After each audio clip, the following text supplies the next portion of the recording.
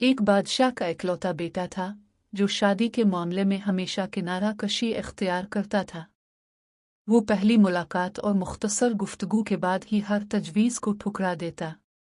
इस रवैये से तंग आकर बादशाह ने इसे दरबार से बाहर निकलने का हुक्म दे दिया। शहजादा शहर से निकला और एक अमीर जागीरदार के पास मवेशी चुराने की नौकरी कर ली। जागीरदार इस मेहनती नौजवान से बहुत मुतासिर हुआ और सोचा कि यही उसकी इकलौती बेटी के लिए बेहतरीन साथी होगा। जब जागीरदार ने बेटी को शादी का बताया तो बेटी बोली, मैं इससे तब तक शादी नहीं करूंगी जब तक वो मेरे साथ एक सफर पर न जाए और मैं इसके असली किरदार और फहम को न जांच लूं। जागीरदार ने शहजादे को कहा कि इसे कारोबारी सफर पर जाना है और बेटी भी साथ होगी। सफर के दौरान वो भेड़ों के एक रेवड़ के पास से गुजरे। शहजादा बोला, वाह, ये रेवड़ नुकसानदेह मालूम होता है। जागीरदार को ये बात अजीब लगी मगर वो खामोश रहा। कुछ आगे गए तो एक और रेवड़ देखा। शहजादा बोला, ये रेवड़ बहुत फायदामंद नजर आता है। जागीरदार ने दिल में सोचा, ये लड़का तो अहमक है, मेरी बेटी का शक दुरुस्त था।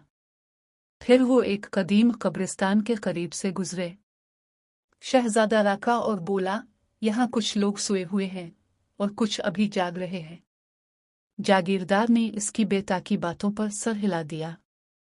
कुछ आगे गए तो एक सरसब्ज और शादाब बाग नजर आया। शहजादा बोला, मुझे समझ नहीं आ रहा, ये बाग मालिक की मलकियत है या कर्ज की दलदल।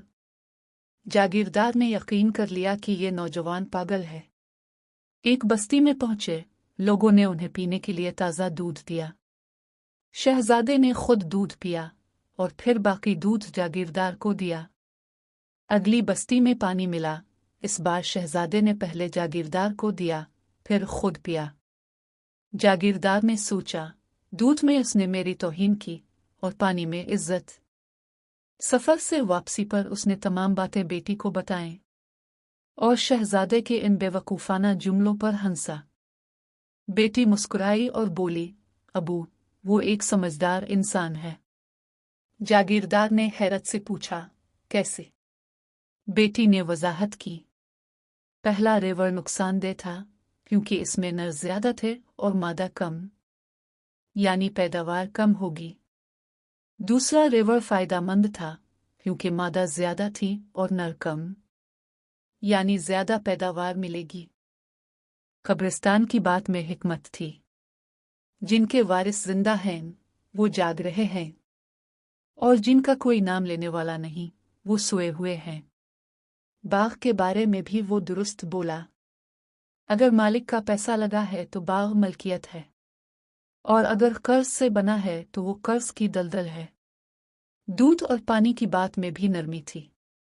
दूध में बालाई भारी होकर नीचे बैठ जाती है। इसने पहले खुद पिया ताकि जागीरदार को खालिस दूध मिले। पानी में कोई फर्क नहीं, इसलिए उदबा पहले पेश किया। जागीरदार ने खुश होकर अपनी बेटी की शादी शहजादे से कर दी।